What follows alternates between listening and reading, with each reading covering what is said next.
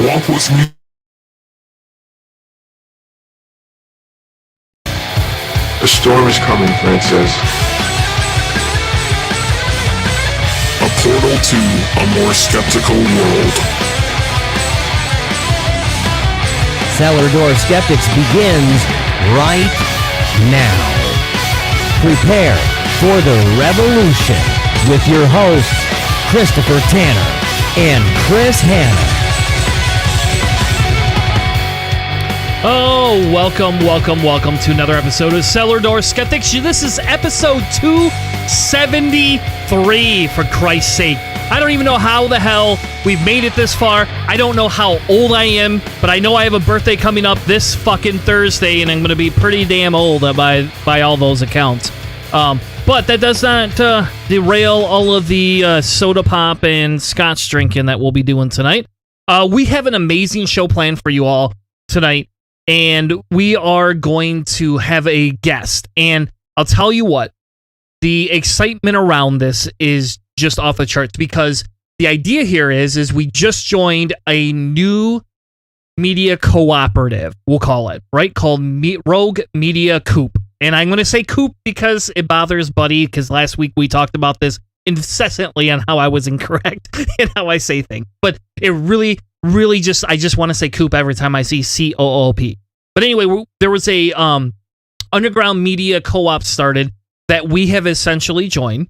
And what we've decided to do is to talk with some of the other hosts of other shows that share similar views as ours on our show. Because it gives us the ability to reach out and touch other communities that may not be as similar with us or assimilated to us. And it also allows us to kind of share like-minded ideas on each other's show.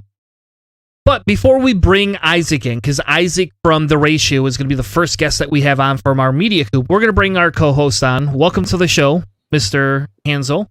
Welcome to the show, Mr. Buddy. How are you all tonight? Pretty good. Pretty good. I don't know. I'm melting a little bit. It's been warm in Cleveland.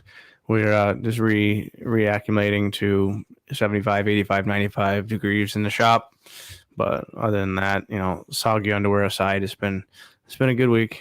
At least started. Yeah. At least the start of it. It's only Monday, man. Hey, but we got a holiday weekend coming up, so I don't know. I think that's pretty big. I think going camping.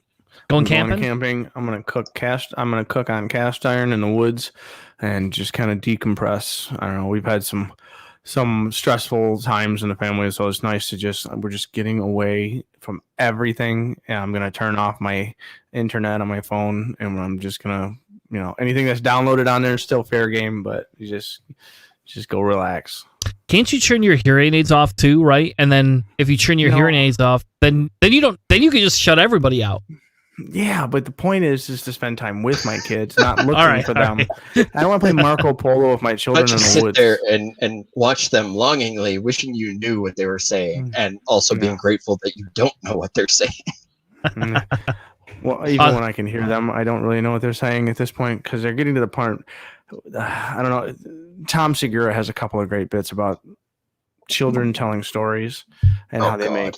It's just a run-on sentence that doesn't ever really end, and it doesn't make much sense most of the time. So I have a hard time hearing them and understanding them at all anyways. So I throw the hearing aid issue in there, and so. Awesome. All right. That's great. Buddy, how about you? How was your week so far, and how was your last week? I guess that's probably smarter. The last week, work has been all right. I'm just dealing with the fact that my bosses seem to forget that, just because you want things to run at 100% efficiency doesn't mean they're always going to run at 100% efficiency. So you kind of have to account for that. And it's so weird because the same people who always get mad at poor people for being poor are always the first to blame everybody else for their shortcomings and fail to realize that they're part of the problem. So I have to have a meeting with my boss tomorrow and be like, look, either you do this or you're going to start losing people, because I have coworkers who have come to me and told me they're ready to leave. And either you do this or I don't tell them not to, because this is your fault. You can make our lives easier. So that's always fun. But then if you want, I can take a picture of the Maslow's hierarchy of needs and send it to you. You could give it to your boss.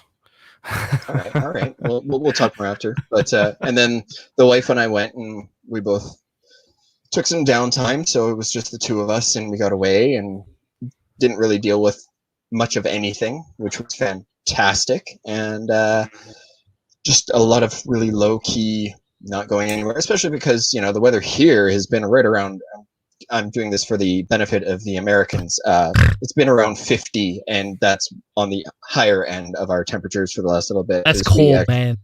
Oh, we had snow last week, and it was about 40, or maybe a little lower than that. Yeah, it was not great. We had accumulated snow, so I've been a bit cranky about that. Well, I'm glad it wasn't 50 degrees centigrade, because we would be worried for you.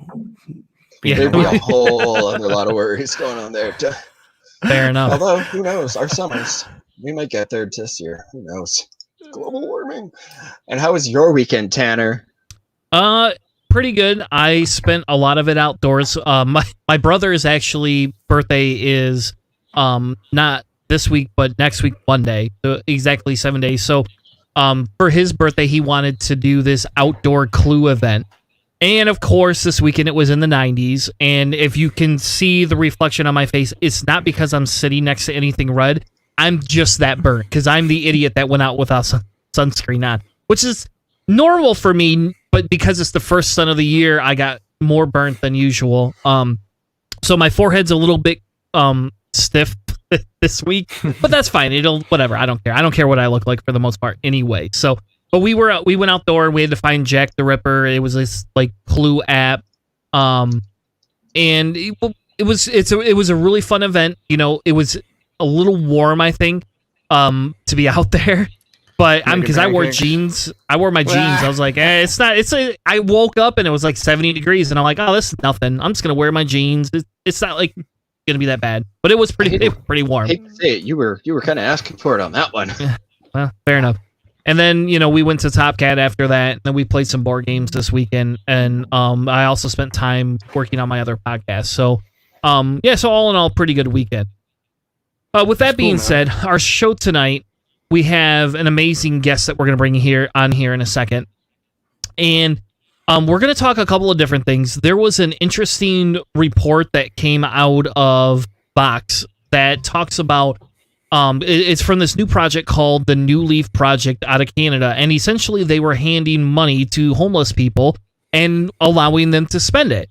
And most people in America, at least, think you give homeless people money, what do you think they're going to do? They're going to buy drugs and alcohol and hookers or whatever the heck they can get their hands on. And in the reality of it, the actual study shows that was not the main purpose of what the money went towards. So the exciting piece of this... Can't stay alive on those things. Yeah, it's the Maslow's pyramid theory, right? And it demonstrates that most homeless people are probably not drug addicts and alcoholics all the time. And if they are, it's usually a symptom of the environment rather than the actual specific cause that creates what Americans see as a derelict, right? And so the new study should hopefully help people garner this, right? Then we're going to talk about unions because there was an article from Crime Inc. that came out that essentially says unions are failing us as Americans. So I thought that would be a really good conversation because we're going to bring Issac in, and Issac is Chairman Wabbit, and I don't know if that comes from the Looney Tunes thing or if this comes from Skyrim, because in Skyrim they have a Wabbit staff that you can get that like turns people into these crazy little like demon looking things. So we're going to ask him in a second, but essentially he is the host of an anarcho-communist show hosted on YouTube called The Ratio, and they talk essentially progressive and leftist politics. So without further ado, let's add him into the stream. Welcome to the stream, Issac. How are you today? I'm good. How are you guys? I almost said, how are you this morning? Because that's what I usually say at work. Because I found it upsets people at work when we're in the middle of the afternoon because they either think I haven't worked all day or... Morning, guys. How you doing? Or they decide that I'm trying to extend the day for all of them and they have to work longer, which is definitely never true. like is the least amount you can work and get away with it. I'm okay with that. Anyway, welcome to Cellar Door Skeptics. How are you, sir? I'm great. I'm happy to be here. It's nice to talk to someone else in the media co-op and get to know my coworkers. If you Yeah. say. Now, are you going to jump on board with me and do the whole coop thing? Can we go back to Liam and be like, we're going to call this a coop because we have to? I've definitely been saying it in my head that whenever I type out co-op or cooperative, I always put a dash because I don't want people to say it in their head like cooperative or coop. But I always say it in my head as coop, and I think it's funny. So sure, I'll join you. All right, good. We're going to have a meeting with Liam. We're going to get him on board, and which is fine because if you think about it, we need coops in America, right? We need to essentially overthrow capitalist system. But anyway, welcome to the show. Okay. We're going to do that by mispronouncing basic English. Hey, well, there you go. Well, we're probably not going to do Good it by enough for- Miss Brown. That's how Dad does it. That's how America does it. It's worked out pretty well so far. Anyway, Isaac, so tell everybody a little bit about your show. So how did you get started? We can kind of get it into the co-op in a few minutes, but tell everybody, how did you get started? What's your passion and drive for creating a show on YouTube for the masses? Well, it's a relatively new show, and I'll have to sort of tell my life story here. But I never really got into politics until about 2 or 3 years ago, like sort of when the Democratic primary was going on. And like back then, I was sort of like I guess what you would call a moderate conservative, and then I sort of went into like a neoliberal Democrat, if any of those words make sense to anybody watching. But I never really cared about politics because I never thought it like pertained to me or like changed my life at all, which is somewhat true because I'm a straight white male that is somewhat middle class.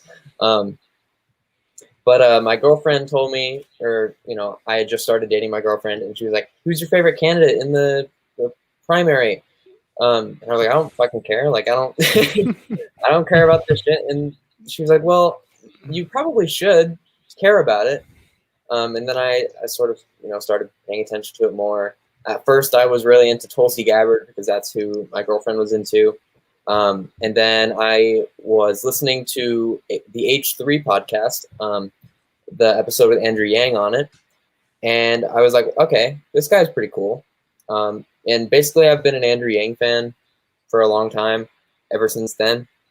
Kind of ironic now, considering I'm pretty much way further left than Andrew Yang.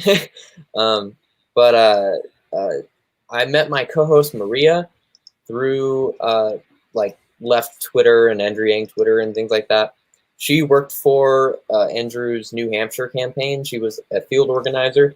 So I met her. We became friends. And a lot of people, we started joking about making a podcast.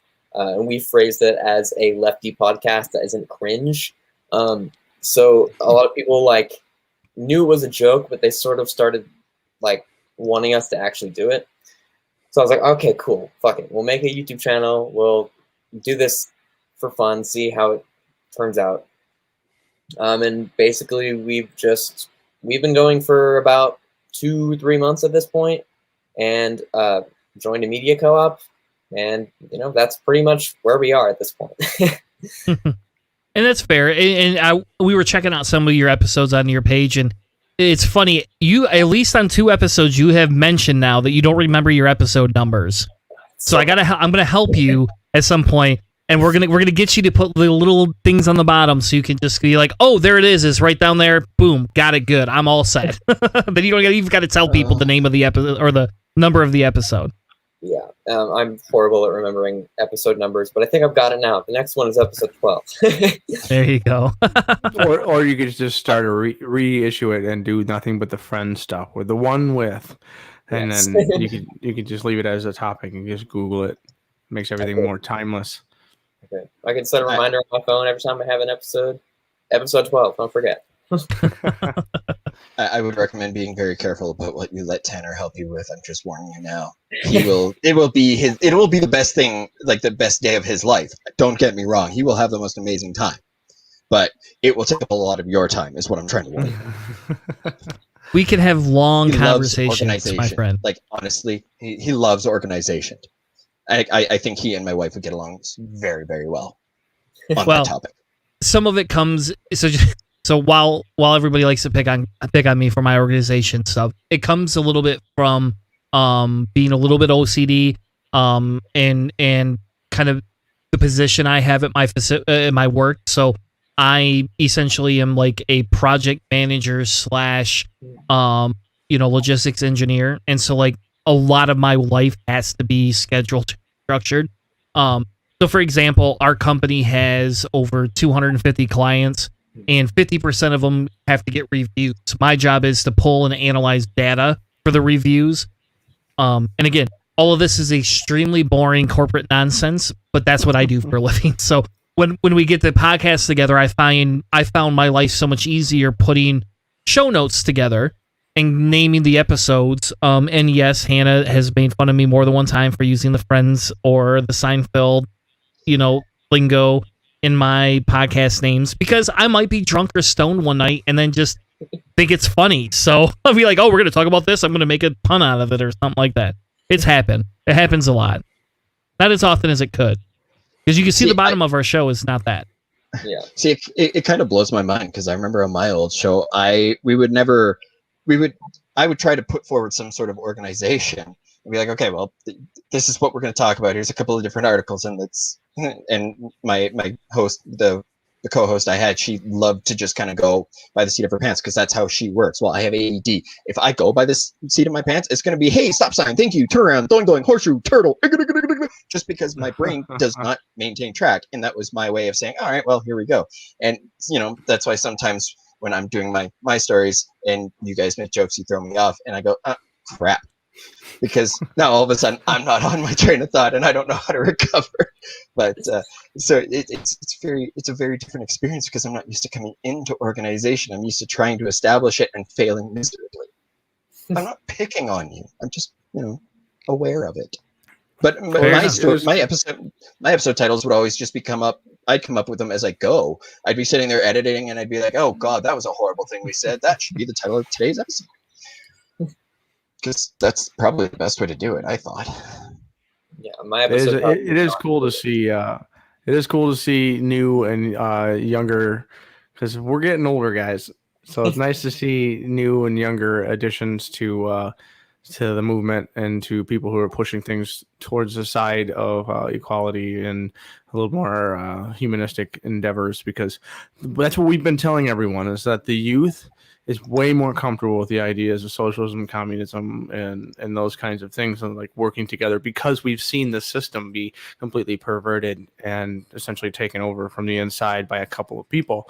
And a lot of people don't think the young people are really that comfortable with these concepts. They really think that they can hold on to the ancient ideas from the Cold War of red is dead, and all that kind of stuff. So it's cool to see some young people coming in, because I'm pushing 40 in the next few years here, and before long the millennials will be in charge, and all these Gen Zers will be like, those damn millennials are so old and conservative, it's too much. So we're saying that right now. We fucking hate you guys. Yeah. Yeah, you can't hate all of us. We're the majority of us are the incrementalists. And except for Mr. Tanner over here, he'd probably fit in a little bit more on your end of things. But I'm a logical engineer, so there's a lot of incrementalism here, because some of us are homeowners and we've entered into the system. Yeah. we've touched the Borg, and now it's part of us. Yeah, and like it's nice when people sort of acknowledge that like my generation has sort of grown up in this unstable fucking market. Like there have been like 4 economic crashes since I was born, and I'm only 19. And there's been like 3 housing crashes, and I know. There's been 2 recessions. It's just been fucking horrible. Like, it's not a stable system whatsoever. Well, and I think the nice thing is, and yes, as Hannah alludes to, I am in theory not an incrementalist. I won't tell you I don't have a 401k. I won't tell you I don't own a house. I don't own very much debt, really, honestly, in the long run of things. But I'm the guy that basically would say, if we need to burn everything down to restart, I'm okay with that. Like I don't live super comfortably to the point where I have to give up that much. You know, yes, I would have to give up some creature comfort things. I mean, in fairness, we're hosting a podcast that we, you know, pay for out of pocket, and I have two Macs in my house with 2 monitors and a fancy microphone. I mean, all of these things are things I've been able to afford in my life because I chose that for my hobby. But I would happily give these up if it meant we could go back and restart this to create a more equal setting for people to live on. And the funny thing is in my business, and this is, I guess, we'll show a story, and then we're going to jump into the Rouge Media Coop on purpose. Yeah, so, but essentially, in my world, like, I was taught, because I came from a manufacturing and distribution background, like, you have to make slow changes, because when you make these huge, hefty changes to the system in manufacturing and distribution, everything just stops. It'll work really well, but if one thing goes wrong, the whole system crashes, and you ruin your distribution, you ruin your production cycles, you ruin your income, and there's so many things that go into this capitalistic upbringing. And the same thing can be said if we moved into full socialism, right? If we moved in a certain direction, we didn't figure out how to fix the supply chain before it failed, or let's say one farmer owns 80% of the cows and decides they no longer want to give us milk or meat, you fucked the supply chain. That's how this works.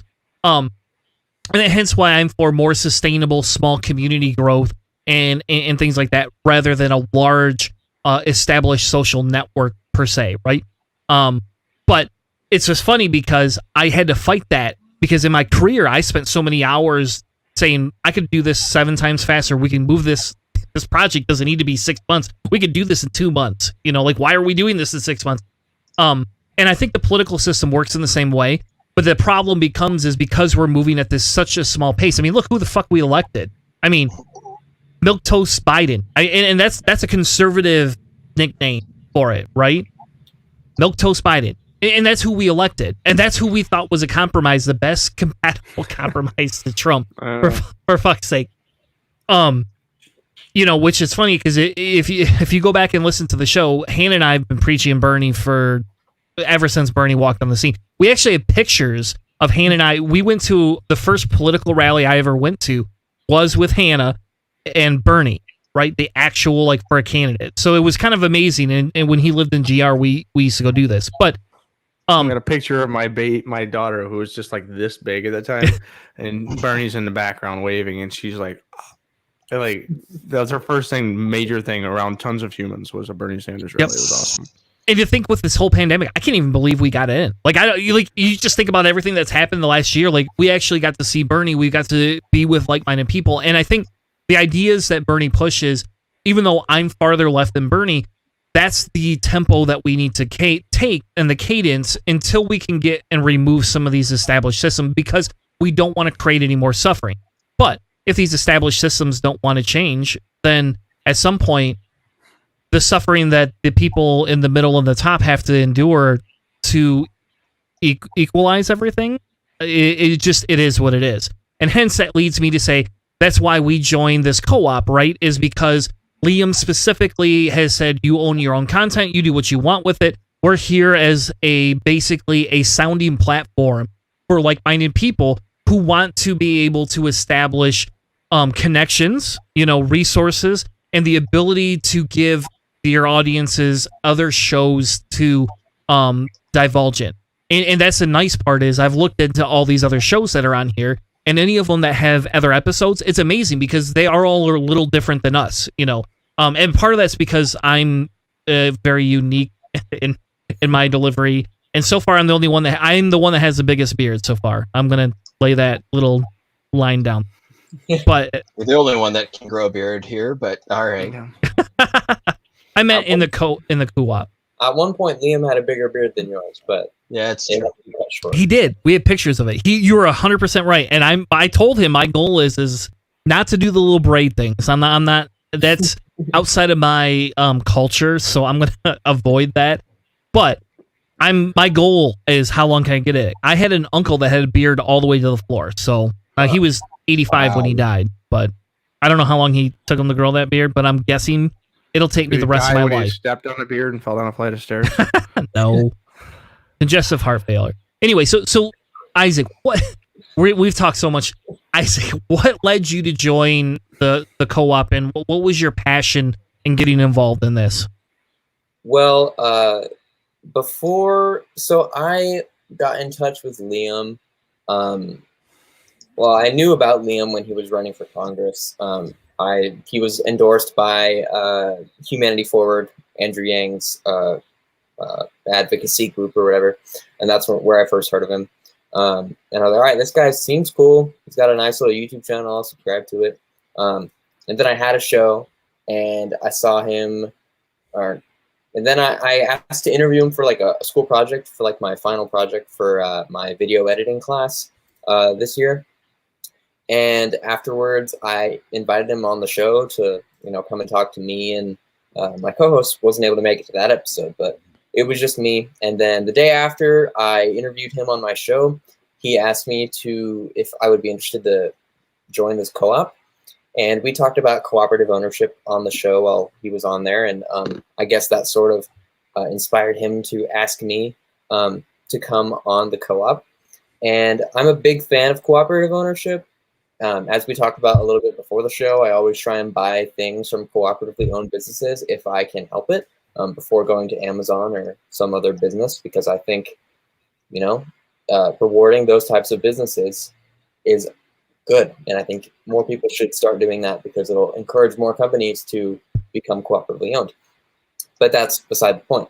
I asked my co-host if she wanted to, join this co-op. And she thought it was super cool, and she was very excited that we were finally able to make a little bit of money for this show that we started 2 months ago. We joined, and when I started the show, I pledged to donate my half of like pretty much any income from the show that we ever got to like charities, mutual aid organizations, because I don't need this fucking money. I'm a pretty comfortable living in my middle class apartment housing complex, and there's a lot more people that need the money a lot more than I do. So I donate whatever I get from this co-op to charities. So I just thought it was a good thing for me to be able to finally give back. Yeah, and I think that's important because the funny thing is, in our world, right? We're kind of the same way. Hannah and I have donated, essentially any of the income we get every year gets donated to a charity. Now, we would like to say that's because we donate the money because of the show, which it is a little bit. But in fairness, I mean, Hannah and I have been donating to different charities for a long time. So when we started the show, that was the big thing, is whatever we brought in for income would get donated back out every year, even before costs of the show. And in fairness, our show's costs are minimal. It's not like I'm spending $1,000 a month. Hannah and I don't travel. We have spoke at a couple conferences before, and if we get invited to a conference, that's kind of the big thing, is like, you don't got to pay us. You just got to help comp for travel. That's all we care. We don't actually, you do not have to, I don't want an income. It would be nice if you bought me a couple glasses of scotch, maybe. I'm big into scotch, so I'll take a couple glasses of scotch, but you don't need to cut me a $500 or $1,000. I don't need that. Don't give that to me. Just, hey, can you cover airfare or vehicle fare? That's it. That's all I care. Can we plug this on our show? Can I reuse the video at some point? And that was for us. That was the second conference we spoke at was basically because Hannah and Hannah was a new father, and I have 4 kids. I don't recommend it, but I do. So, if you were into having kids, great, good for you. But we spoke on secular parenting because it's a big topic, right? Especially, it maybe not in your world because you got to grow up with parents that are slowly leaving specific religious, sects, and they're becoming more open. And it's kind of just one of those things where we grew up I grew up ultra conservative, and Hannah grew up in a moderate household. Your dad's conservative. I don't care what you say, though. He might not be religiously conservative. No, religiously conservative, politically conservative, because he's old. It's really, one of those things that you grow up in that environment. So politically, relatively, so he was a pro-Bernie, but Biden kind of conservative. So that's kind of where he was. And I mean, that's kind of nice, because he used to, the very beginning of the Trump presidency, he used to say, I like this guy. He's talking tough. He's talking tough out there. He's saying what he really feels. And then afterwards, he's like, oh my God, he's saying what he really feels. So in the end, my family's had political conservatism in there, but I didn't come from any kind of religious upbringing. And so it was all just kind of stories for me. And I didn't really come into any kind of major activism or awareness until college, which is exactly what those kinds of people are trying to keep young minds from getting into. So I don't know. It's been one of those things that Chris and I were getting into, speaking with the non-belief stuff. And then once you, in the non-belief community, you run into you hit a wall. And I've seen it many, many times. It's basically when you get to the point where you're just done having the same argument over and over again. And you're like, okay, what can I do to actually get involved in something? Now, there's a few people out there that can make the non-belief arguments and the podcasting stuff really matter. But to make an actual difference in the world usually involves becoming in some form political.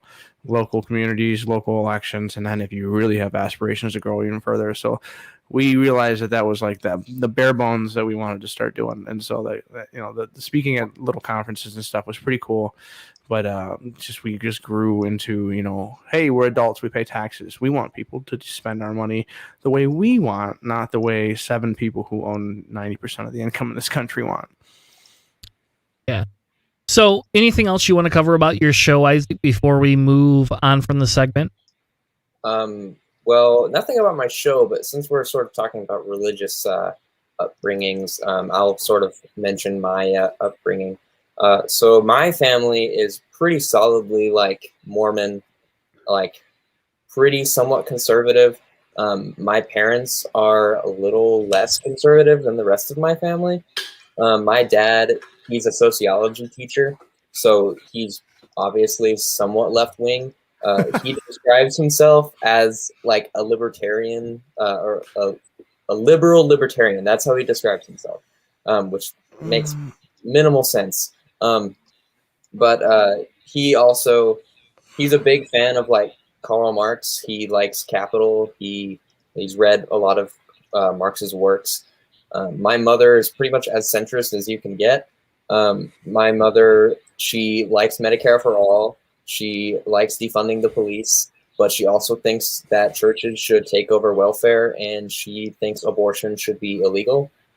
So my mom is like, wow. Yeah, it's insane how like broad her views are. That is the grayest sandwich I've ever heard. Yeah. But yeah, my parents, I grew up Mormon, so I was like a big believer in like the LDS church. And then sort of around when I hit 14, I was like, this shit doesn't make any sense. I was gonna say, did you do it? Did you do the white shirt and walk around? Yeah. So you never did that? Yeah, I did.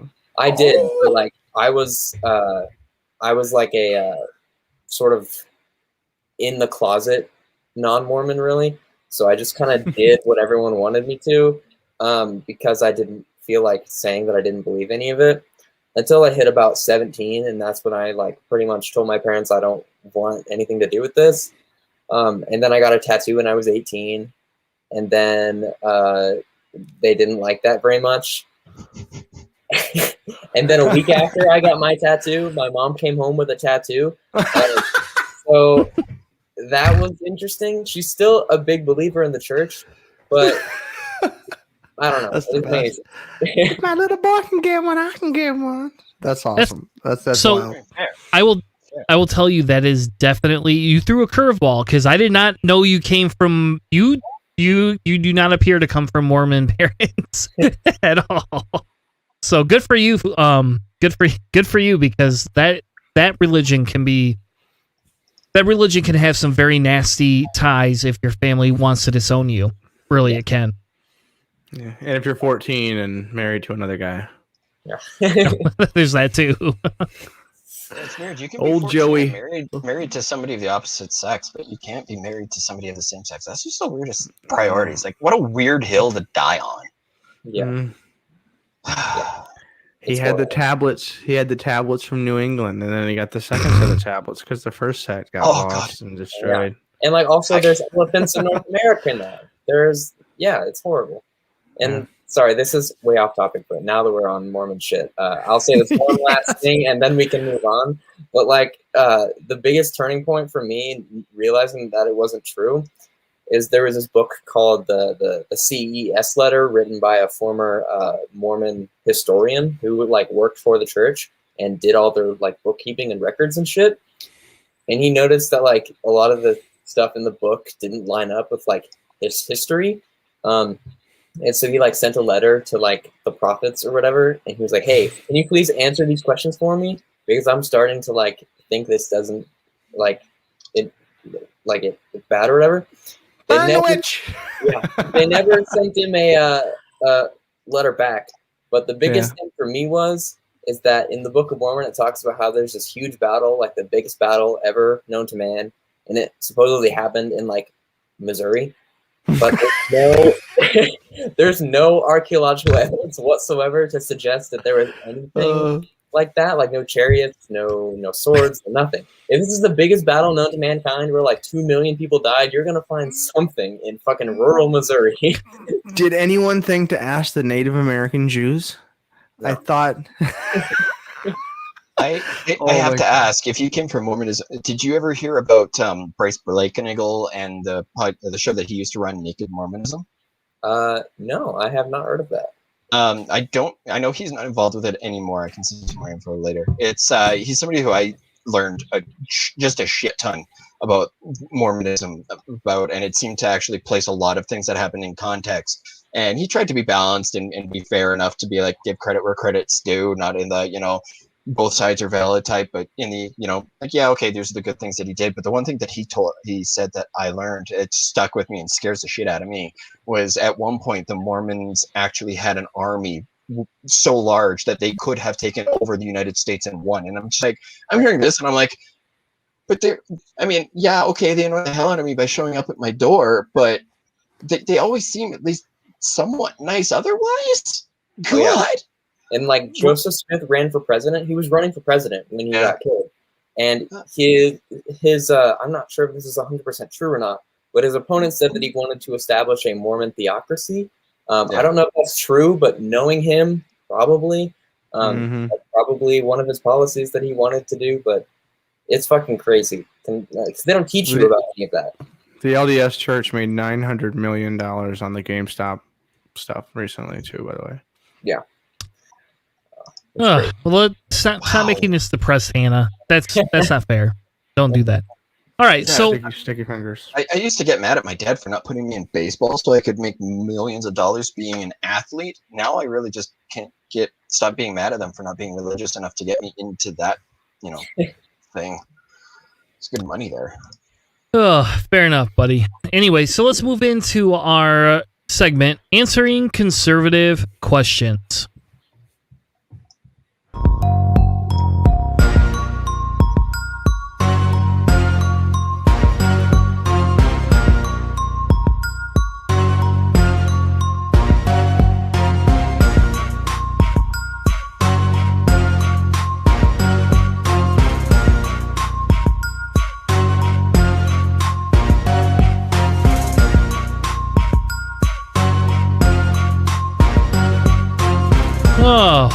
So, this week on Answering Conservative Questions, the question of the week came from the famous Reddit thread that I like to follow because it's fun, and I like to torture myself sometimes. It's like one of those things where if you can't sleep, you gotta read something. So, I do that.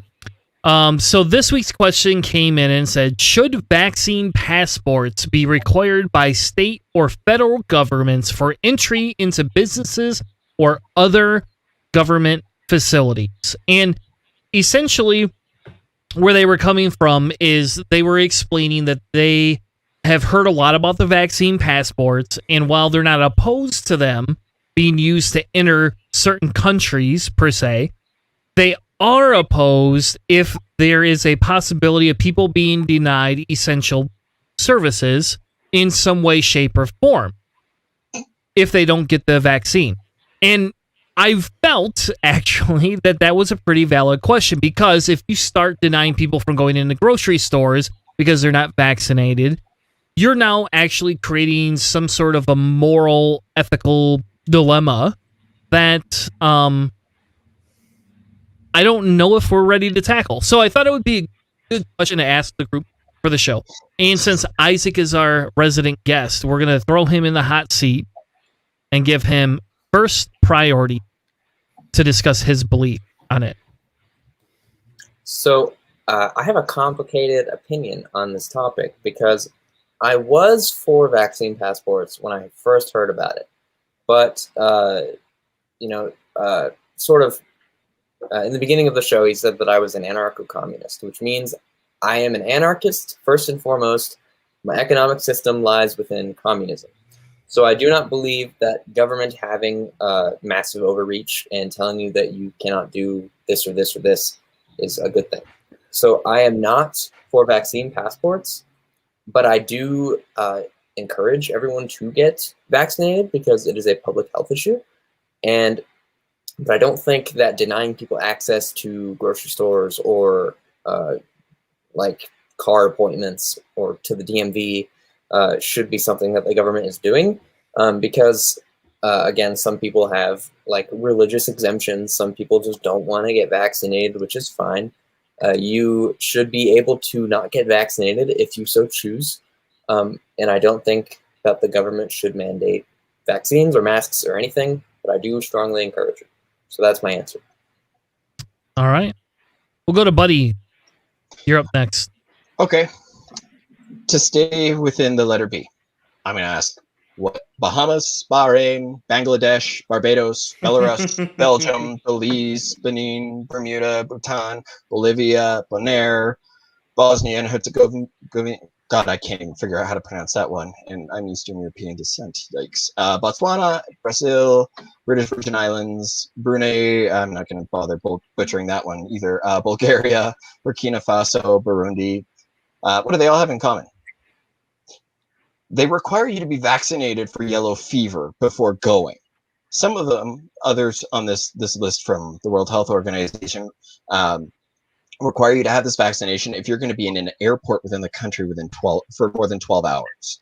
That is simply because certain diseases are very problematic and they're localized to a certain area. And while I think it's a little alarmist to say it's going to, not getting the COVID vaccine is going to prevent people from accessing essential services. I mean, I don't think that would ever happen. I mean, the only way that would happen is if they were poor. Like, come on.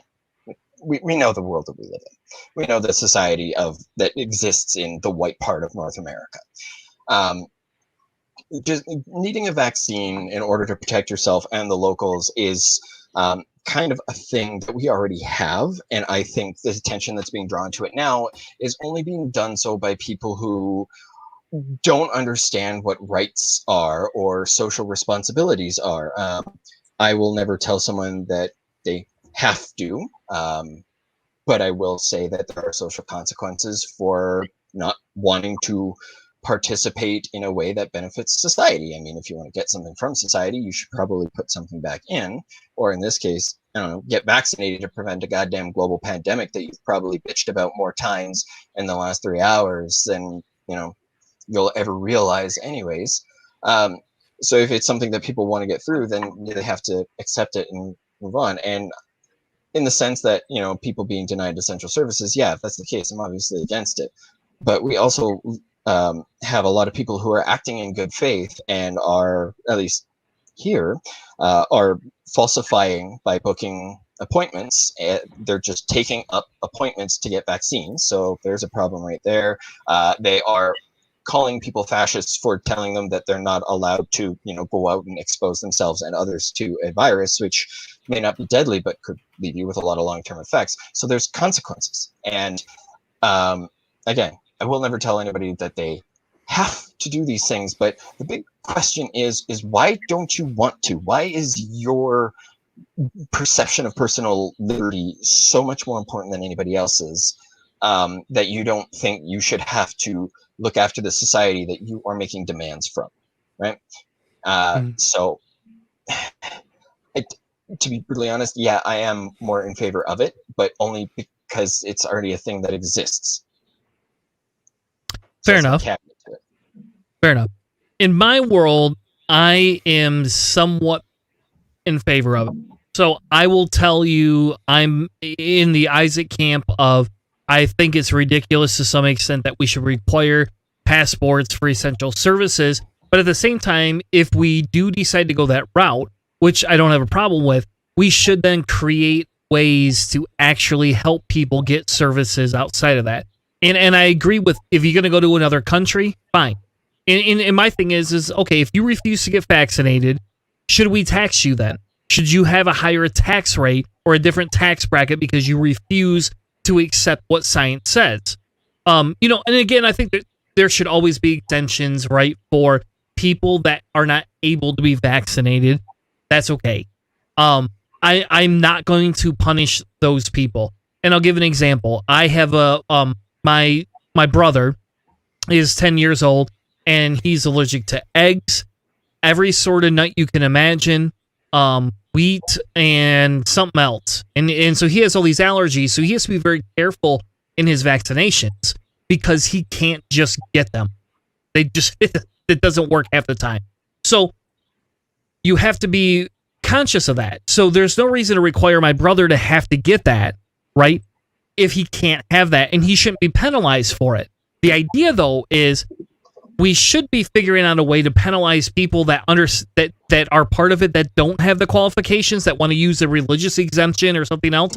And this is usually where I disagree with that anarchist side of things a little bit, is because I don't like to break government rules, but at some point you have to do that.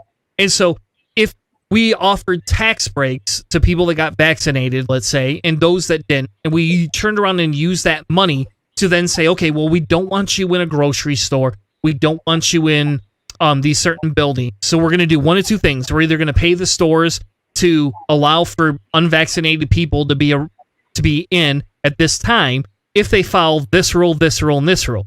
So such as, you are unvaccinated, you walk in with a mask, you maintain 6 feet of social distance. Anytime you don't do that, you are physically removed from the store and reported to the police and fined immediately. No questions asked. And I feel bad for those people, but if you're going to refuse to get vaccinated, at least follow the rules a little bit. And the idea is going to become is that if you need that time, we say, okay, well, stores are going to set aside certain time frames for these unvaccinated people to come into. We're going to compensate the stores for loss of business from other people, or we're going to say, hey, we can offer you free Ubers or free, and I don't like Uber, but, free taxi rides or free delivery services to certain people that are unvaccinated, and you're going to get it at no cost because your tax dollars are paying for it because we're not giving you as big of a tax refund. And again, I think you have to utilize it through the taxes to not penalize poor people. Because even a poor person deserves to live even if they refuse to get vaccinated. But I think to me, that's the easiest way to do that without saying, let's screw everybody else over. Hannah. I'm going to try to simplify it in my perspective. I mean, this is a broad topic, right? So we're talking about things that are really difficult. Buddy brought in the example that our society all over the world, because I call it our society, meaning the global earth, because we all are one people, indistinguishable in all reality from basic minor physical characteristics. But we already require this in certain forms all over the world. So that is not a new thing. It's not a difficult thing. We could easily implement it. We need to create more of a monoculture in order to be able to implement it, because individuality causes difficulty when it comes to getting the herds to go where they're supposed to. So simplifying that, what are we looking at? Well, if we have a social contract in our society, right, that if you're going to be inside the United States, you're going to benefit from the protection that the United States has, the state protections they're going to have. The police, when they're not shooting minorities, are supposed to protect everyone. All of these services are things that we as citizens put money into, and it's not exactly a negative incentivization, but it is something that we have to deal with. So positively incentivizing people or negatively incentivizing people, we have to create some kind of a motivation. It's kind of like the economic theory, the behavioral economics. So essentially, the reason behavioral economics was created was trying to figure out why humans don't entirely act logical. So if you tell a human it's good to save your money, they won't save their money unless you say, listen, we're saving your money and you can opt out of saving your money. Then humans will be like, it's a little extra work for me to opt out. So, okay, fine, I'll go along with it. This kind of behavioral control, changing what people do in society. And there's a bunch of levers and things you can do. So incentivizing, motivating humans. Well, in the Marxian ideas and communistic ideas and socialist ideas, a lot of these basic philosophical tools, they try to start from the ground up, like you're building society from zero. Well, we're not. And so we have this fractured, difficult world that we have. What are the tools that we have that we can actually do something with? And that's what I want to know. And one of those tools is using vaccine passports. They don't have to be permanent. It's one of the things I love. Hey, let's try Medicare for all for 4 years. If it burns down every medical hospital in the world, doggone it, we'll go back to that private non-social healthcare and whatever. Capitalist medicine forever. But in this case here, using the vaccine passport as a 100%, this is the way we're going to do things. This is going to be a new structure.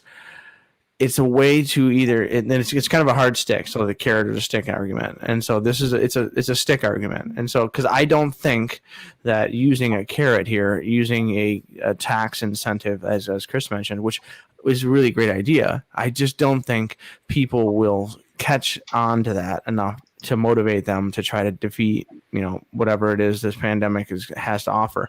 If this turns into a yearly thing where we see it every year, it becomes the new influenza vaccine. We don't know yet. This could be a thing where it looks like smallpox, where everybody gets together and we get our shit together and we kill this thing, and then it's gone. We don't need the vaccine passport anymore. So it's impossible to know for certain what happens. In this case, I'm going to guess it's going to take a hard stick versus a carrot to modify behavior in the short term, because humans are naturally irrational creatures and we operate out of our lizard brain still. So it's as much as it's unfun and sometimes a little bit crass and undignified, until we reach, maybe a level 1 society in the Kardashian scale. I really think we're probably stuck with using rules and regulation that are going to come from the top down, at least in our country. Fair enough.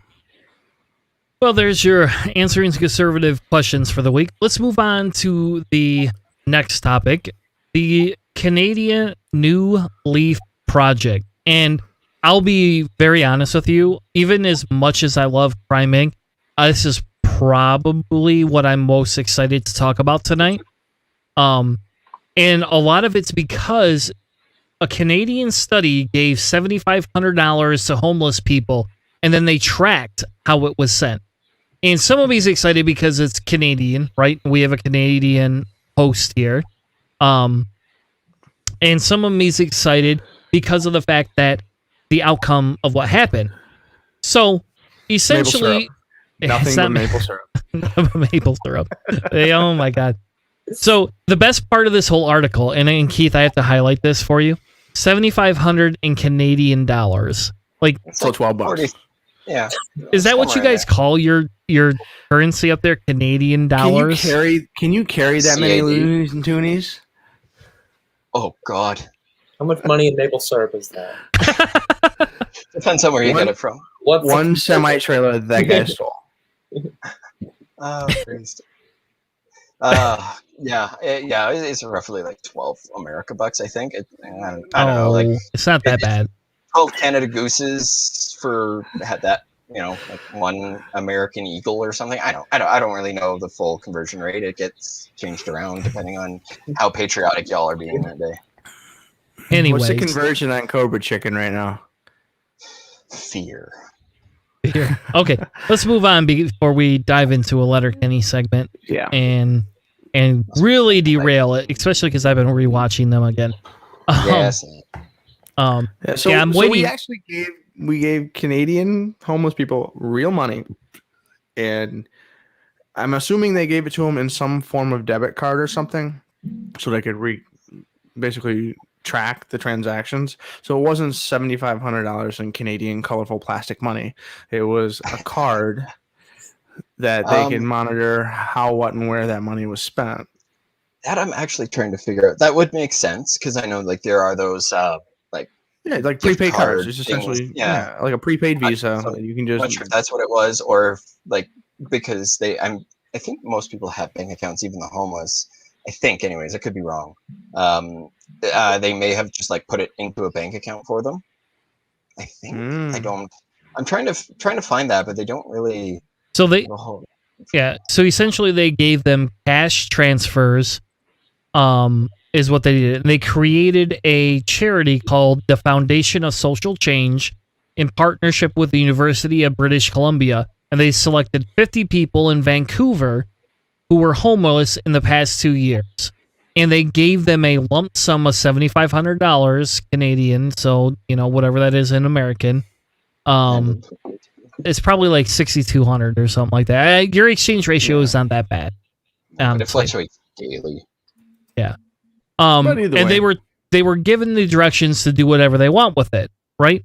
And so essentially some people went and set up, different bank accounts. And their control group was only 65 people. Now, again, I'm going to say that sounds not like a lot, right? Because what we have to do is understand the ideology of $7,500 is a lot of money. If you don't have a large government fund, you can't just do these things. And essentially what they wanted to do is evaluate the impact that the participants had over 12 months. Let's see if we can bring this impact report up. And one of the other things that this is a small scale as far as talking about the sample size here, but this is a reiteration of a test that we've seen many times all over the world. So there are a whole bunch of companies and groups and nonprofits that have been using the same concept. They'll go into a place where the cost of living is incredibly low, and they'll go into a small, poor African nation, and they'll give people $350, which is like 3 years of their salary, and they give them this huge lump sum. And in the past, they were like, well, did they start drinking and smoking and spending their money? No, they became landowners and homeowners, and they actually started businesses, and there was a lot of really positive stuff that happened. Yeah, there were a couple of derelicts who went gambling and just fell off the wagon. That's always the case. Humans, again, irrational creatures, but they've seen in the past, before this study, a bunch of positive use of this fund. And so it's one of those things that, like, the assumption that people are going to just give in to their impulses and will is not always true. And in most cases, they've actually seen that this is a useful thing. So I'm coming into this study kind of expecting that just because Chris is excited about it. So I'm assuming it's good news. Yeah. But, so before we get to any news, I want to ask Isaac. So, especially because you host an anarchos communist podcast, or video cast. I don't know what we call them. I don't know what we call this nowadays. Blogs. It's a show, whatever. Talking heads on them webs. Talking heads, one with a bunch of Canadian pot leaves behind them. But Isaac, in your research or in things that you've done, what's your opinion? Have you seen studies of this? Is this something that has you've ever come in contact with, or is this anything that's ever like kind of come across your radar in the past? Oh yeah, absolutely. I said before that I supported Andrew Yang in his run for president, and UBI. This was one of his biggest, like, it was arguably his biggest policy, and I've been a fan of it for 3 years at this point. And every study I've seen, the most notable one is one from Canada, but it's not this one. This one's relatively new. But there was another Canada study that showed the exact same thing. They gave, I think it was 2,000 the first time, to just regular people. I think it was a sample of 100. And they showed that everyone or no one stopped working. And the only people who did stop working were those who went to go take care of their children, to be caretakers, or to go back to school to pursue a different career path.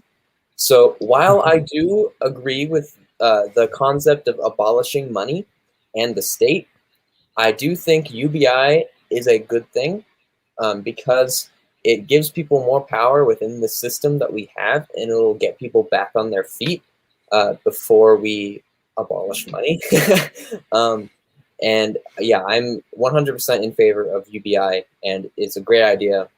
There are some things we need to figure out with it, like, should we supplement it with welfare, which I think we should, or, how much it should be, things like that, minor things. But the main point I'm saying is, yes, I'm a big fan of UBI, and I think we should implement it in the US as fast as possible.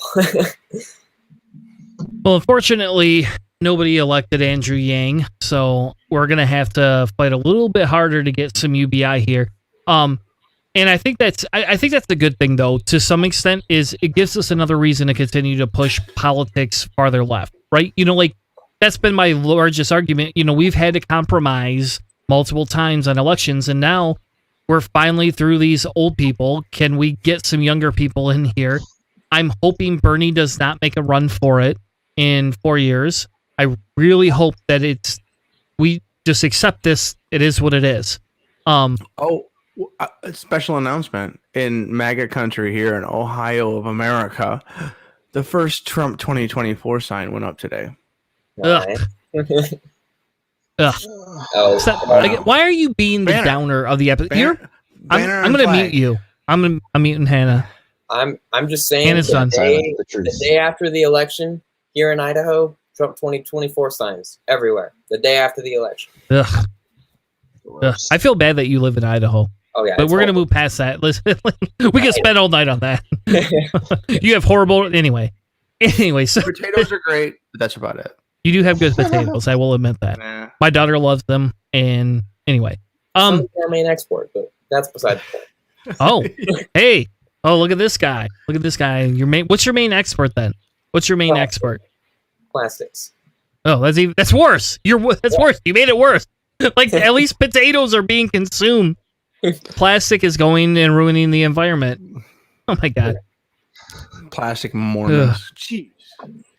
And it's funny, the Idaho state, if you look at the actual state, it kind of looks like a bottle. So I guess it makes sense. Yeah. Anyway. So they essentially, the difference between this and UBI, though, is they're proposing we give one lump sums to individuals because they believe it has a higher impact, which it could, so let's look at what are we understanding, right? To evaluate the impact of our approach, we use scientifically validated measures to track participants' outcomes over the course of 12 months.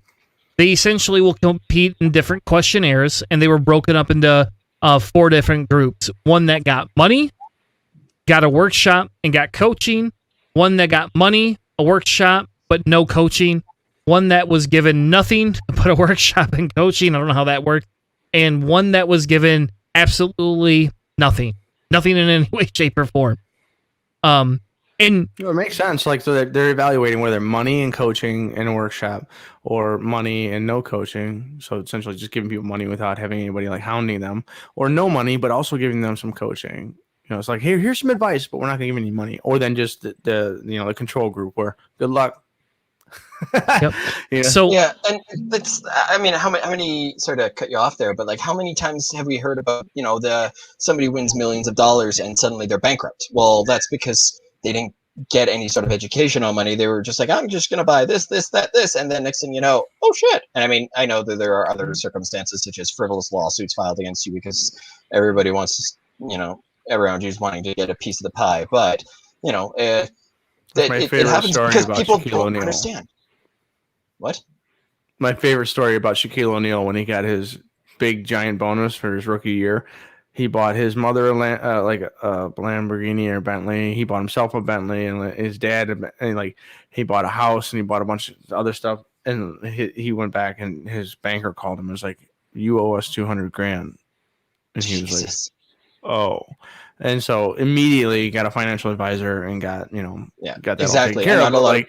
But in the real world, if that was a lottery winning, he would have just been, bankrupt. And that's one of the things. My grandparents actually used to sell houses to people who would win lottery, and then the house would go back up for sale a couple of years later, because it's just Jesus. The system will just grind you up, man. Like it's that intense. And so in this case here, these people got a nice, it's like winning a daily 4 or something. You win a $10,000 whatever or something, and so. Yep. You're it's not you're done working for the rest of your life, but it's like winning, a big deal. And so do they just melt down and just go on a binge Trailer Park Boys style, or were they actually doing something pretty decent here? There was some really good things. So I'm going to do 2 things. One, I want to preface this because this idea kind of came to me as we're having this discussion. And what to me is really disgusting here is that we're using people as guinea pigs. Well. And I know that human behavior. I get it. I don't disagree.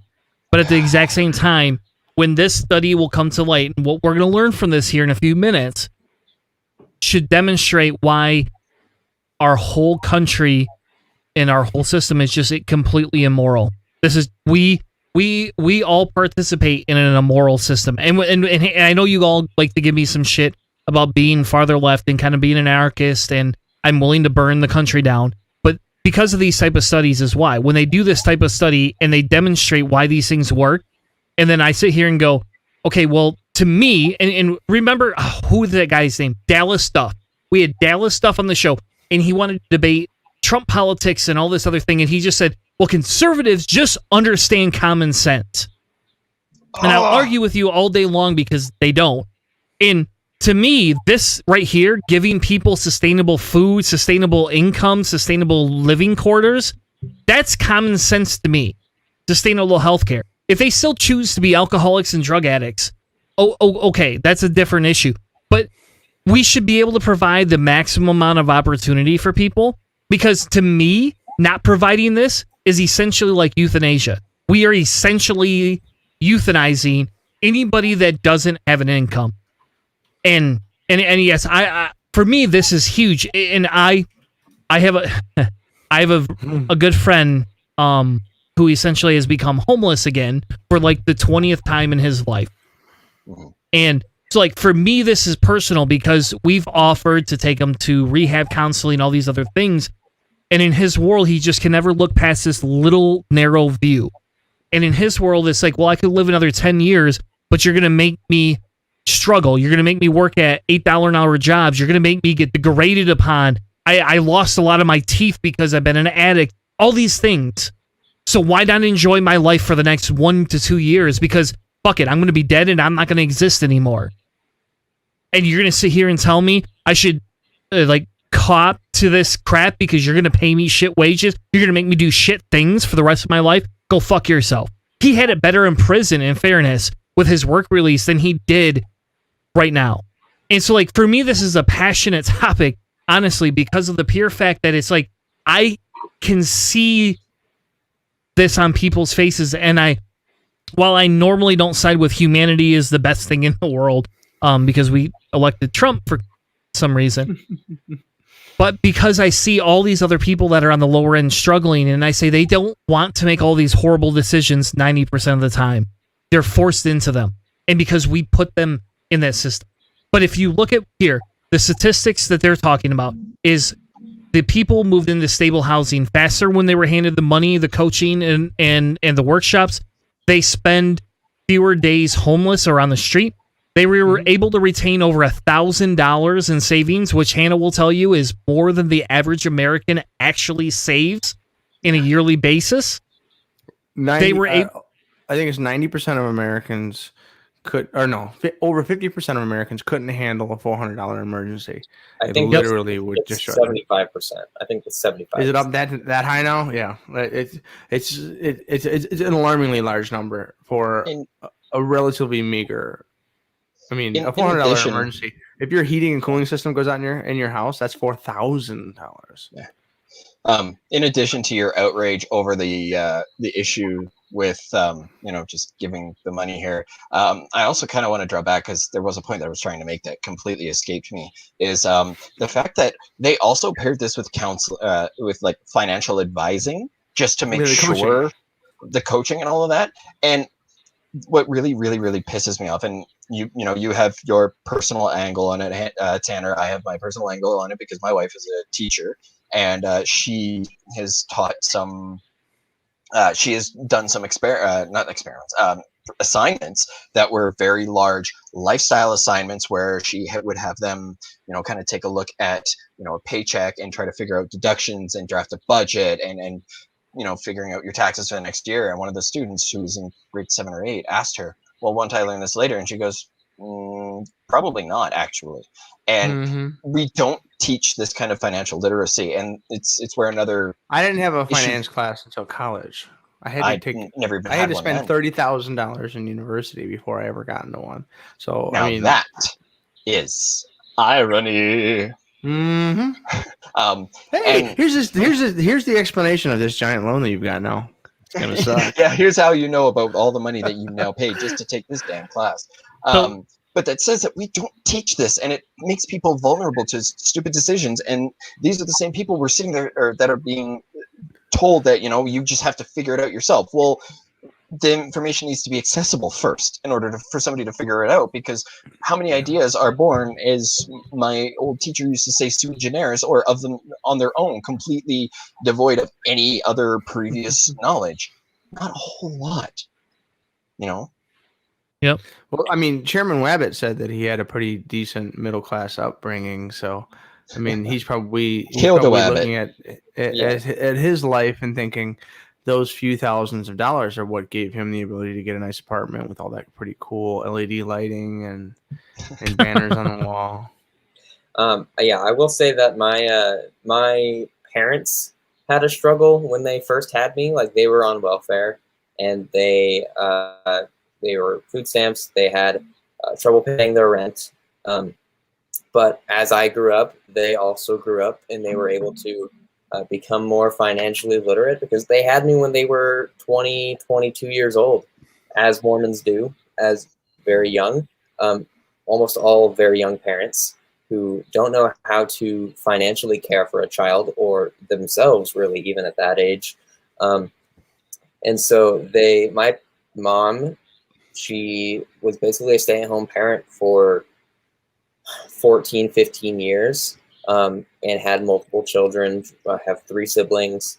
And my mom, finally, when I started to get close to graduating, she wanted to go back to school.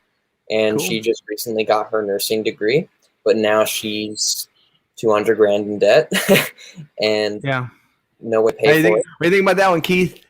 I talk about 30 and you winced. How about 200? Yeah. And my dad, he's a pretty well-paid college teacher, and he's still paying on his student debt. I don't know how much he has, but it's still a lot. And I'm fortunate enough to have a somewhat decent middle-class upbringing.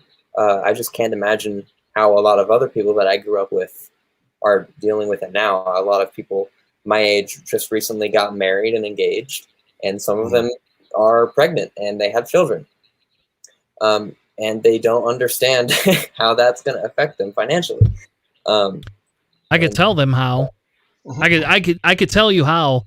I dropped out of high school, married the girl, I got pregnant, divorced 10 months later. 2 years later, started dating somebody, and then we started having kids. And I could tell you, for a while, I was a father supporting 4 children on $15 to $16 an hour. But my wife stayed at home because you couldn't afford the babysitting. Her whole income would have gone to that. Yeah, she might as well have mom at home. Yeah. And so I guess I get passionate on the show a lot. And what this study shows, and here's to debunk everything, 40% reduction in drug and alcohol use by homeless people. 40% reduction.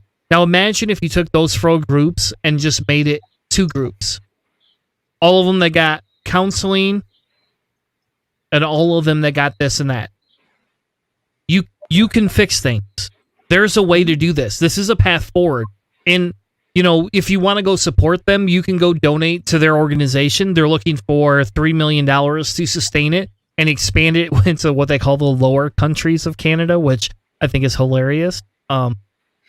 Conversation, because I didn't know there was a lower countries of Canada, but we're not going to talk about that because Keith will spend an hour explaining it to us, and I don't care to know right now. That's well over my emotional boundary for today. Well, he'll probably bring into the First Nations people who probably deserve double of whatever they're handing out to the normal Canadian people because reasons. And we've learned a bunch of stuff about what the government has done.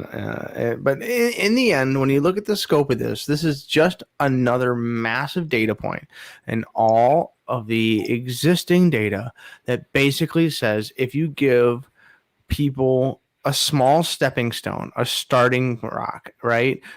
Our lovely guest and friend here is a great example of it. His family got some support. They got something to help them get over the hump, and they pulled it together.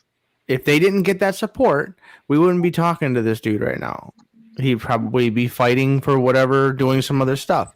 It changed his life, getting some support in his family. Like those little legs up. My father didn't have anything. Went through a horrible family custody and all that kind of stuff. But he gave me the leg up in a way that gave me an absolutely amazing education and all those kinds of things. Like just that little boost, and I'm providing for my kids, and I'm growing it. And everybody here is a great example of someone gave you something. And you did something with it. Well, some people don't have anything, and their parents didn't give them anything. Giving them a little boost like this, $7,500 in Canadian, is the thing they need. And if they get that one thing, they can change everything, right? What did they say in what was the vampire show? True Blood, change your stars or something, right? Like I mean, honestly, like one little thing can help someone. That's all they need is a little bit of a boost. And proverbial, conservative talk. Give them some bootstraps to pull on. I don't care how you want to frame it, but give somebody something to start their homestone, their rock, and they do it. They take it. They do the right thing. Like people are not as bad as everybody expects them to be, and this is a great example of it. It's just nice. It's a good story. You know how we can fund it? By defunding the military. There you go. We just start there. But yeah, that's another rabbit hole that we could go down, and I'm not prepared for that tonight. So the last segment we wanted to talk about, and we don't have to spend enormous amount of time on it, but the last segment I wanted to talk about is how unions have continued to fail us now. And so Crime Inc. and Isaac, I'm going to preach this to you, and I'll send you a link as soon as they release the show on another podcast that was on. This book changed my life. I don't care. And it's funny, in the story behind this, how I got this book, essentially was I had a friend in the atheist community who lost his daughter due to brain cancer. And we were pretty close. And we shared pretty opposing political views. We were both on the extreme side, and that's, I guess, the nice way to say it. They were a libertarian neocon, right? I was pretty leftist, but we always challenged each other. That was the whole point. And for my birthday one year, he actually bought me this book. And I'm dead serious. Like if I went on his show now and was like, hey, remember when you bought me this book? He would probably lose followers because he's that conservative. But he bought me this book, and it essentially talks about why work is just the new form of slavery, why it's nothing more than essentially a bunch of people taking advantage of our time and energy for their profit, for no gain for us. And again, once the Skeptical Leftist releases my interview with him on the book, I can release that audio too. I have all the audio from that show, and it was a very good interview. It was a very fun time. I love that guy. I gotta have that guy back. Tremendous. He's the best. He's the best. Shut the fuck up. Anyway, so That's why I brought him anyway, around. yeah, you're just trying to make me sound like Trump because I've been drinking. So Crime Inc. essentially is an anarchist commune that puts out different literature that talks about why different viewpoints fail. And normally they don't pick on liberal viewpoints, but in this case, in this article, they specifically did. They talk about how unions have essentially lost their teeth. Now, the beginning of the whole article starts out by them explaining unions, how they started, where they came from, and essentially they talk about how Trump's equated unions, right, to falsely represent themselves as rebels or fighters. And some of me says, like, if that's what they were, like, that's okay. Like, I'm okay with that. I mean, Isaac, would you want a bunch of people fighting for other people's lower wages? Oh yeah. Of course. Yeah. So it seems silly to me, like, especially because I'm a big Star Wars fan, if you didn't know. And like, I love the Empire only because I like evil things to some extent in fiction. But when we talk about reality, the Rebels is where I fit in. It's all about creating that anarchy. It's all about upsetting that essential government system. And that's how the Empire got their hold, was upsetting a republic system and creating their own. Now, I don't agree how they did it, because they did it like Hitler did. But anyway, so unions have played an integral role for us since the early 1900s. But because they have essentially lost some of their struggles, some of the things that they want to introduce to people, this article now comes into play. So before we go too much farther, and I want to, like, because this is a challenge, because we've openly talked about how much we're very pro-union on this show, and I kind of want to go around the room for a second, and let's talk a little bit about unions and our perspectives, and what do you feel this article is going to say? And we're going to start with Hannah. He's picking his teeth there, because Hannah and I are usually pro-union, so I hope I get a good answer out of Hannah on this one. I'm incredibly frustrated by unions. The reason I'm frustrated by unions is because they don't understand the principles upon which they were founded. So the idea of fighting for your labor and getting compensation directly for your labor, the idea of a 40-hour work week and all that kind of stuff, like the understanding of history, which they don't teach properly, because if you don't teach history, then you don't have people who are actually rounded citizens. Anyways, in the end, what we have is we have people in unions, in manufacturing and labor, where I exist in the labor force. And a lot of those people see the union as this monstrosity that fights for ridiculous wages and makes things complicated and difficult. But then on the other side, you see in areas where the union is strong in manufacturing, you see those same people saying that they're fighting against globalization, they're fighting against, the encroachment of other minorities and the xenophobic ideals and isolationist ideals that we see in our country. So what we have is essentially the unions has been co-opted in certain cases for the conservative mindset that, like, globalization, all those other people are coming to steal your jobs and steal your money. And then on the other end, I think you have another conservative talking point where you see unions are coming in and they're gonna upset the workforce, and they're gonna force you to pay dues, and they're gonna make things difficult, and everybody, it's just the entire message has been lost when it comes to a union and a workforce. And we see these swings. So right now we're basically in a geopolitical recession globally, where we see the rise of populism. In manufacturing right now, we have the same kind of problem in this country and in the West itself, is that we see this really weird ideological swing when it comes to unionization and what it really represents, and it doesn't represent what it's supposed to. And I'm uncertain if it's a marketing or media thing, or if it's really just like a post-truth world. But I cannot figure out for the life of me why workers don't understand the idea and basics, besides the fact that they honestly just simply don't understand what a union does, or the few like the confirmation bias, the few people in unions, like people in the Teamsters who got arrested for just embezzling money in Detroit.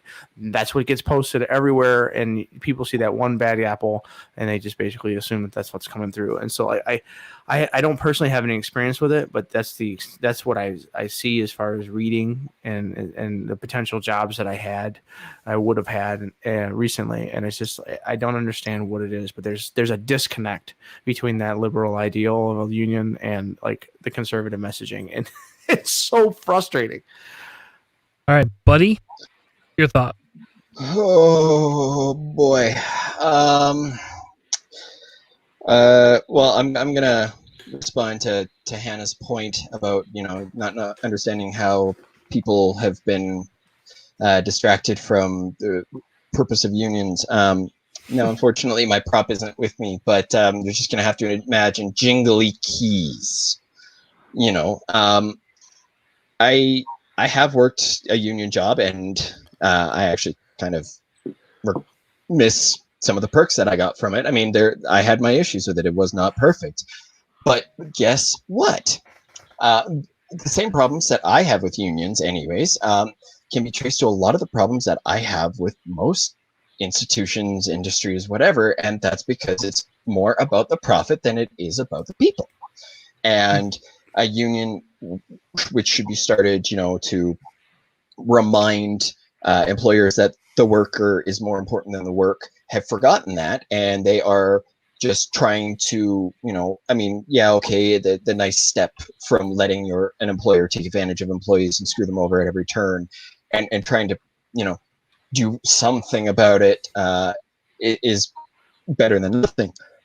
But it also really weakens the validity of what you're supposed to represent. And a union is supposed to represent workers who come together and say, hey, look, we are essential to this company. Without us, this company does not make money. Without us, you do not make money. Therefore, you have to make sure that our lives are taken care of, that we can afford our basic needs, that we have healthcare accessible, and that we are not working 100 hours a week just to make you a little extra profit. And a lot of unions have gotten away from that, and I know it's not, I don't believe it was unions specifically that started with all of the unnecessary red tape and garbage regulations. I think that was probably something that was put in because they started giving ground a little too soon. And that ebb and swing. Yeah. Red So tape, government simplification revolution. Yeah. And just to kind of paint a picture of my issues with the union. So the highest paid job that I ever had, I worked at a grocery store that had a union. I had been there long enough that if I were full time, I would have had 6 weeks of paid vacation time. 6 weeks. I'm still an idiot for leaving. Don't trust me. I've kicked my ass for leaving for the last several years because I'm just that frustrated at giving that up. I was paying the most, and after union dues, I was still making more, even at part-time, than I have at all of my full-time jobs over the last few years until, I got my raise at my current job. Yeah. So there were good parts of the union. The bad parts of the union is that they would deliberately set up votes on issues with the union. I think I've probably talked about this before, where they hiked our fees. Well, what they did was they set it on a date. They didn't tell anybody about it. They made it accessible enough to make it seem like they had done their due diligence, but nobody knew about it. Nobody knew when it was. Nobody knew where it was. The only people who knew were people who were tied to the unions and went to the meetings. And it was set up in the smallest time frame to basically get the lowest turnout, so they did not risk their hiking of the union fees going down. And it's boiled down to the capitalist greed drive for profit. And that's the problem. I didn't like the fact that under the union, somebody who was, lazier than I would get better perks than I did because they had been there longer. Even though I ran circles around them, they would take longer to do things, and they just went out of their way to not really improve. Which, I mean, as somebody who takes pride in, you know, everything I do should kind of represent me, I took issue with that, and so that was just kind of my personal problem with that. But again, those are issues that can be dealt with, and are issues that I believe stem from this whole shift from, you know, looking for, after the employees to looking after their own wallets. And instead of being about the workers, they're more about, you know, staying in business. The virus and conservatism worked its Isaac. way in. I'm assuming that's where you're going with this, Chris. Well, I'm going to give Isaac a say. I'm going to give Isaac a say before we get in any farther. So obviously I am not old. I'm not as old as y'all. It's okay. You just say it. It's okay. I'm 19. That's a real potato talk there. I've never had the opportunity to work at a union job, and I probably won't. I'm working at a decent job right now. I do video editing for a software company, and I do social media stuff. Not really much union potential there, which is, well, specifically in my this company, it's very small. But from what I know about unions, they have massively helped our labor force. Like, unions have roots in like socialism, and socialists in the 1920s and 30s fought for the 8-hour workday, the 40-hour work week, the end of child labor, a minimum wage, basically every good thing about the labor force, and came from socialism and unions. But to go along with Hannah, it has become sort of a it's been corrupted by the capitalist model, and especially with what we saw in Kentucky recently with the Amazon completely union busting their warehouses and just absolutely making it hell for those people trying to unionize. And I think we should make union busting illegal and a federal crime, because these people are wanting to collectively bargain for better wages, better working conditions, and this capitalist class that has accumulated wealth and power into the hands of very few has complete say over what the 99% can do with their labor power. And I think that is inherently immoral, and I think the workers need to create a bigger push for unions, and I think different types of workers should be able to unionize as well, like freelance workers. I think Uber drivers and DoorDash drivers should all be able to unionize as well, and like fast food workers, McDonald's, Arby's, all these different types of work should all be able to collectively bargain. And I think if we start to encourage it on the left, of course, and if the leftist and liberal movements start to encourage unions, I think they will become a lot more what they used to be rather than what they are now. Yeah, I don't know if that made any sense, but it does. All I'll say is the kids are all right. All right, stop trying to. We're not going to get dinged for the offspring. Stop doing that. I'm not going to play that song. So No. And I know Isaac's probably never heard that song because that was out before he was born. God, that would have been.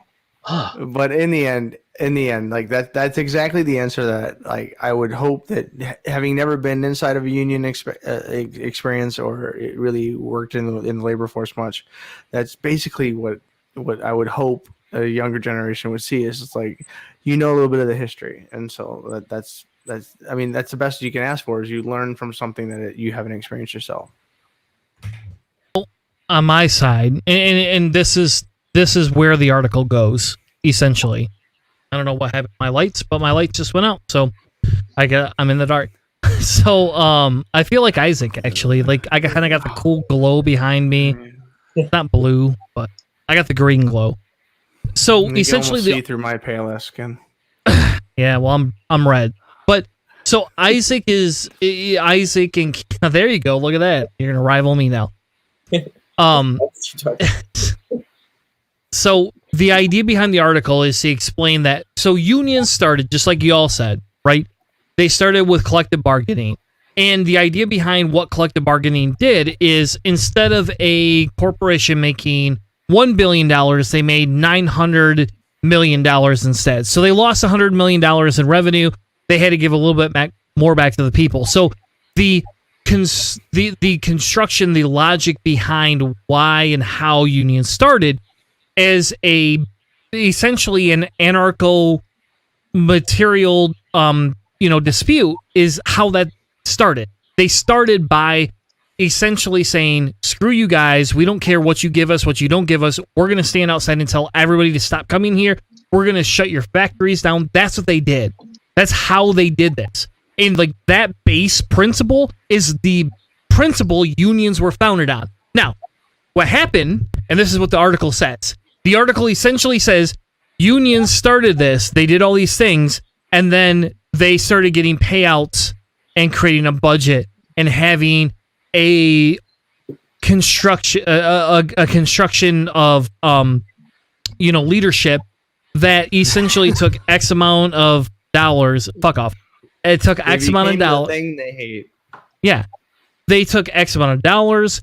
They did all these different things to help create layers between them, and then in the end, the bosses basically were like, well, if we can work with the union bosses and we're the bosses of the corporations, we can fix this. And I have personal experience in my job with this because of a facility we tried to start up that had a union inside of it. And we were like the scabs all of a sudden. I was like, whoa, man, I don't want to be on this side of the fence because I don't agree with this. Like, I don't agree with opposing a union in any way, shape, or form. That's not where I want to land my life choices on.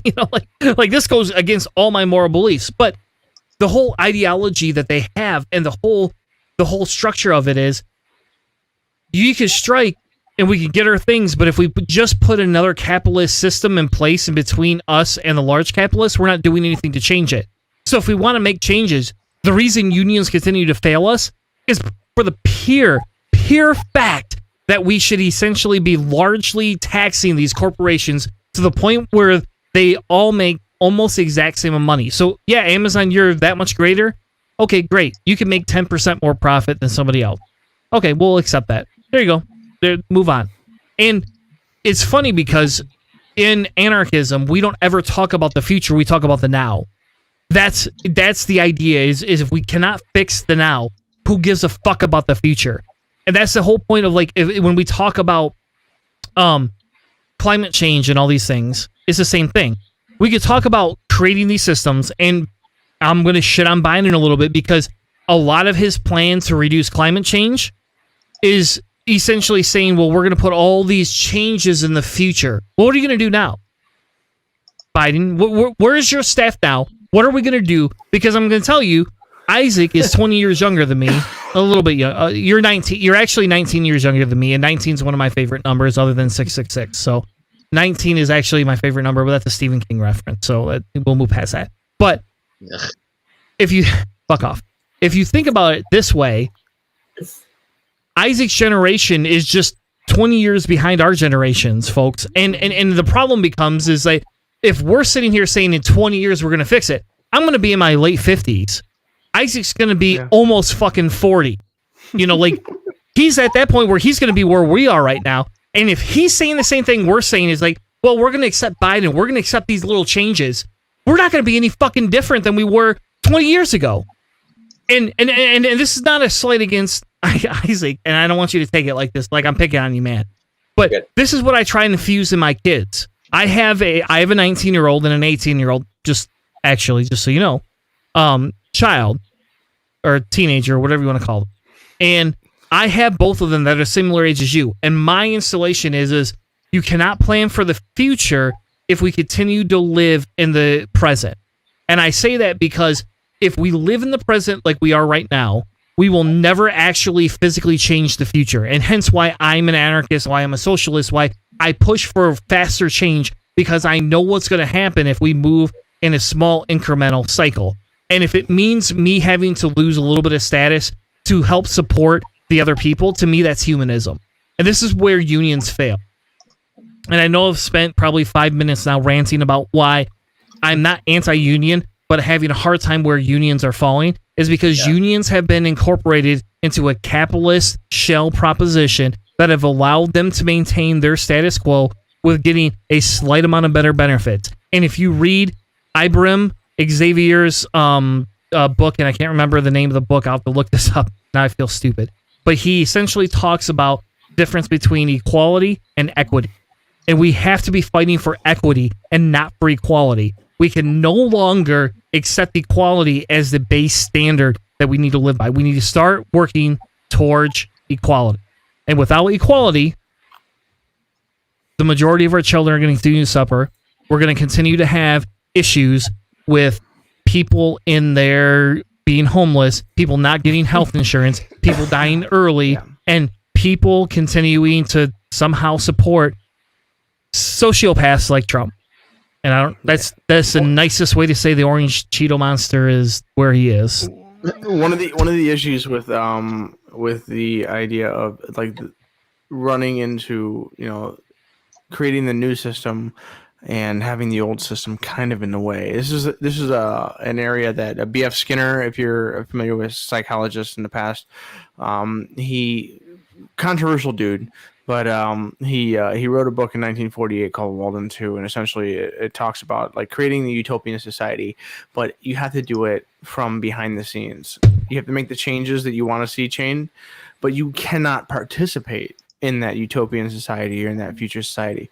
You actually have to do it by creating the principles, and then you have to do it in such a way that you are not actually going to participate. And so the idea, and throughout the book they basically talk about it, it's just like you have to kind of create an educational system to create people who learn the new ideals, the things that are going to be the things you need to know in the new society that takes all the important things seriously. And then you have to be reserved to understand that you, by being born in that old system, and you cannot remove that entire system, you don't get to participate. And that's a utopian ideal, and the fact that we have a transition from one to the other, that will never happen. And so there is the problem with revolution and incrementalism inherent in that. So the idea that Skinner put in there is essentially the idea that, you know, we're looking at the union problem from the union had a revolution essentially, and then but all the people that were part of that revolution, that new ideal, that wonderful thing where everyone gets, they still had a little bit of that old crud inside of them as far as capitalism and everything. So like, and eventually it seeps in, and the virus multiplies, and next thing you know, everybody's coughing, and we have to wear masks. So like, it's an epidemic of, you know, a philosophy essentially, and then you don't teach education and history, and so like all of these things are things that we really do have all kinds of infrastructure that we could create to make unions work like they were designed to, but there are people who stand to benefit, and those people who stand to benefit, they don't want to lose that power, that finance, that structure, and that's the same situation that comes from the capitalistic endeavor. So it's frustrating. That's the reason why it was like, but in the end, you know, it's more positive than negative, but we still really do need to reconsider how our unions are being done in this country. That's fair. So we're going to move on to our quick save segment as we end the show tonight. And I apologize to Isaac. I think I told you an hour and a half, and we're at an hour and 40 minutes plus pre-show. So, you know, I mean, welcome to Cellar Door Skeptic. This guy wants to take down the police. He's good for a couple hours. He's used to things taking up a lot more time. So my quick save for the week is the book that we talked about in the pre-show called Work. And if you watch Corey's show, Skeptical Leftist, you will see my interview in the next week or two, hopefully, come out where we talk about the different premise of this book. And essentially, this book revolutionized my life.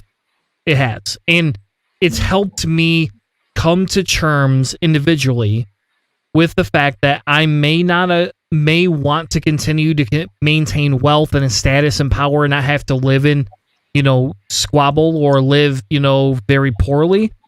This book helps to understand that I will never have to actually maintain that status if enough of us actually bought into what this book is talking about. And what this book addresses is the questions to why do we have to work more than ever before? How is it that the harder we work, the poorer we end up compared to our bosses? And when the economy crashes, why do people focus on protecting their jobs when no one likes working in the first place? Can capitalism survive if we were able to change it, right? And the idea behind it is examining where work is, what it does, how essentially we are nothing but little minions for these people that are making more than us. And I've actually argued at my work to say, why are you paying me more than somebody else? Could we not just change the equality status and the majority of us fit into like one or two types of tiers? And people in power don't like that, right? Because they make twice what I make. And they're like, well, why the hell would we ever do that? And it's like, well, because in fairness, if we all did this, we could set an example for society. And we talked about that CEO Dan, is it Dan Price? Dan Price. Yep. And as problematic as that asshole is, and he's a problematic person, as problematic as he is, his viewpoints and what he did within his company was as a demonstration, just like this homeless study we talked about tonight, and how we can change how the workplace works. And this is where I get I get stand on my soapbox to tell you, here you go, folks. If fucking people won't do it, which is what libertarians and conservatives continue to say, is stop giving me laws, stop giving me restrictions, but they don't continue to actually make changes, we will never, ever, ever see this as a society. So if that's the case, we're going to have two options. We either vote these people out of office and put better rules in place, or we start riots and start burning the society down. There you go. Riots and burning it down. We'll move to Hannah next. Hannah, let me bring your quick save up. Oh man, we have another socialist on the show, and man, will you get me going tonight? Look at that. And while you're pulling that up, I'll say, while you're pulling this next one up, I'll say that I agree with you. I supported Andrew Yang in the primary. He's all about automation. I think automation within a capitalist system is wrong because you're taking away jobs from people who need the money. But within a communist or anarchist economy, I think automation is very good because you take away the menial and hard labor that people need to do to continue our system of oppression. You take away that hard labor and you get machines to do it so people can focus more on what they want to do rather than what they have to do. So I think automation is not inherently a bad thing, but within a capitalist society where you take away jobs through automation, that you need to establish a UBI or some other way to offset the harm automation causes with jobs. Anyway, that was my spiel. Well, Tanner, who has so conveniently disappeared from view here, he put my quick save up, and I totally 100% agree with Chairman Wabbit here. Doug Stanhope, one of my favorite comedians and controversial on a variety of things, he says, shouldn't societal goals be complete and total unemployment? Right? Like, essentially, we should be trying to create productivity so that we can all not have to work. We can all live the life we want to live, and basic amenities and necessities are taken care of through the automation and scientific endeavors that we've created. So if you want to talk to a stand-up comedian who loves the idea of being as vulgar as absolutely possible, but also being pretty philosophical, check him out. My quick save here on this end is anatomically dogs have 2 arms and 2 legs, not 4 legs. This is a freaky thing for a lot of people. This image, though, Tanner isn't here to control. I'm not even going to try to start clicking around because all it's going to do is going to create an infinite loop into the center. But in that image, we have it included in our in the description of the show. The link basically breaks it down into the human and animal anatomy, and if in that picture you can see the leash, dog, and human walking, and if you look at their front legs, you see the forearm continues with the two bones. You see the fingers essentially being the paws being just kind of like bent at a 90-degree angle, but all of the bones are basically there. And if you look at the rear legs, you see knee caps, and you see femurs, and you see like kind of tibias. And so the essential general anatomy is very similar to a creature having a front arm that's different from its rear arm. And a lot of times we look at these types of creatures, these animals, as a four-legged, a quadruped, that there's going to be similarities between those. And most people don't really pay attention to what's happening there. But these kinds of similarities between bipedal and quadruped, humans, creatures, animals, is another really important example of the evolutionary similarities that we look at when we're talking about evolution being a real thing, scientific, and the scientific explanations for why dogs and humans are related. I mean, the hominid species and the canis species are related if you go back to some of the earlier basic creatures when it comes to the mammalians. So like the few little furry rodents that survived the Cambrian explosion and were part of the Ice Age ending. Those are the ancestors both of the human hominid species and the wolves and stuff. So like there should be connections there, and this is just another example of that connection. But also the fact that your dogs have front legs and you should shake hands with them. Because both of mine do. That's a respectful thing to do. And that fur ball there. I guarantee you, cats. As much as it frustrates me to say this, cats are definitely a higher species than dogs, and the reason being is because they have the ability to look at you, understand that you want to shake their hand, and then just simply say no. Yo, cats. Okay, so sorry, this is an age-old question. If people You're wondering why cats tangenting. relate, it's factual and it's interesting. Oh, So cats will like lay on your book if you're reading it, or papers, or on your laptop or computer, and a lot of people wonder why that is. And from my understanding and my research, that is because cats have empathy enough to drive Fantastic right the hell off the stream. I'm still here. I just got to sit down. You don't want to watch me. Fair. Anyways, so they have empathy enough to say, oh, this person who is in my social group is interested in this. I don't understand this. Let's try to understand this. So cats have empathy. Cats have empathy enough that they are dangerous sociopaths, because you should never teach a sociopath or psychopath emotional skills or empathy, because they'll use it for their own gains. And cats, I live with 3 of them. I can tell you all about this. They're all little potential terrorists. But anyways, what? So this is I've had a long week. I've been dealing with a lot of garbage. It's Monday, man. Well, I think the week's going to get really weird because I just saw Grey's Anatomy soundtrack on the screen. Tanner, have you changed on us? No, this is a Keith quick save. It's not the most inspirational of quick saves, because really you guys don't need to hear about the hours that I spent grinding on Assassin's Creed to try to forget the hell of a long work day.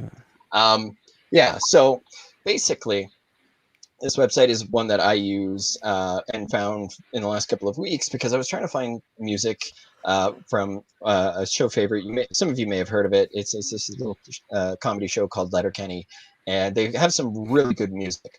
And I was trying to find a particular song on it because I just wanted to listen to it, put it on my YouTube playlist, and then I ended up happening across this website, and they seem to have a fair number. I don't know if they have all of them, but they have a fair number of songs that are basically, or they take episodes of your shows, and they'll like kind of give you a brief little explanation of when the song is being heard, so you know you're looking for the right one, because sometimes you have no idea what it could even be. And it's somebody who, like, I hear a song, it gets stuck in my head, and I like to be able to listen to it enough times to make me hate it and get it out of my head. It's just having a site that helps with that. So TuneFind.com is what's helped So- me. After this, Keith, I'll help you discover how to find the Letterkenny songs on other websites I follow. Because I'll be honest with you, I have gotten a lot of really cool artists, and Letterkenny actually supports a lot of Canadian artists specifically that I now listen to, weirdly enough. Anyway, so let's move into the last quick save for Mr. Comrade Isaac. So this whole story I've been following all day. It's just sort of been an over and over thing. Andrew Yang running for New York City mayor, as some of us may know. There's this thing with anti-Asian racism, and not just anti-Asian, but it is very prevalent within anti-Asian racism to view them as a perpetual foreigner and say that they never belong within their community. And Andrew Yang has experienced this a lot while running for New York City mayor. He will eat at a pizza place, and people will ridicule the type of pizza that he ate and say that he is a tourist and a foreigner and does not belong in New York City. And that happened today with him saying what his favorite subway stop is. He said Times Square because it is the closest to his house. And people basically said, you are a tourist, you are a foreigner, you do not belong, and leave New York City. So you can sort of see where the problem in that lies, right? But inherently, the word tourist is what I'm focusing on here. Because the word tourist in and of itself is not a racist term, but used within this context, being thrown at an Asian man who is running for citywide office, who has had to deal with this over and over and over and over and over again, pretty much every day of this race. Using the word tourist inherently implies that he is a foreigner and does not belong. And I think it's very telling that anti-Asian bias is sort of ingrained in a lot of people's heads because Asians are sort of viewed as the model minority. And the co-host on my show is Asian, and she's very passionate about breaking down anti-Asian racism. So the model minority stereotype and the perpetual foreigner stereotype are the two that she always focuses on because, and she doesn't even like Andrew Yang anymore because she has moved so far left from him. But she always has to come back and defend him from this because it is just disgusting that people keep throwing this bullshit at him and not attacking him on like policies that definitely deserves criticism, but people are still pulling up this bullshit that says that he's not a real New Yorker and doesn't belong, and he's a tourist and a foreigner. So that's made me angry all day. So I just thought I would share my frustrations with a group of people. Thank you. As a person who works with 14 different languages speaking majority Asian people in my company, cheers to that. I have had this conversation so many times. Just for the record, man. Well, I think you're right, and I think I have issues with some of Andrew Yang's policies. I have issues with, his stance on Israel. Personally, I have a big issue with that. But what I don't have an issue with is who gives a fuck what pizza place he likes. Like, I'll tell you what, him telling me the pizza place, all it does is make me say I should probably visit it, because if he's mentioning it, they're probably not paying him to do this. So he's not getting anything out of a pizza parlor in New York. So it's probably a pretty decent place to eat at, and all he's doing is creating content, right? To get his name out there, to get his voice out there, to make him feel more like a human. And what I really hate, and this is what came out of this whole Trump campaign, is the pure fact that we had to spend all this time listening to people try to humanize Trump, and he's a sociopath. He's not really a human. He's just this horrible horrible orange individual, and I'm red, not orange. I'm going to make a distinction for my sister in case my sister listens to this, because she called me orange. Yeah, they were do the jazz hands thing. Anyway, I'm digressing. It's almost 2 hours. But the problem I have is that if we're going to attack Andrew Yang, let's attack him on his policies and leave his race out of it. And you liking something doesn't mean, like, I love Thai food. Does that, like, am I somehow different because I think, am I a tourist?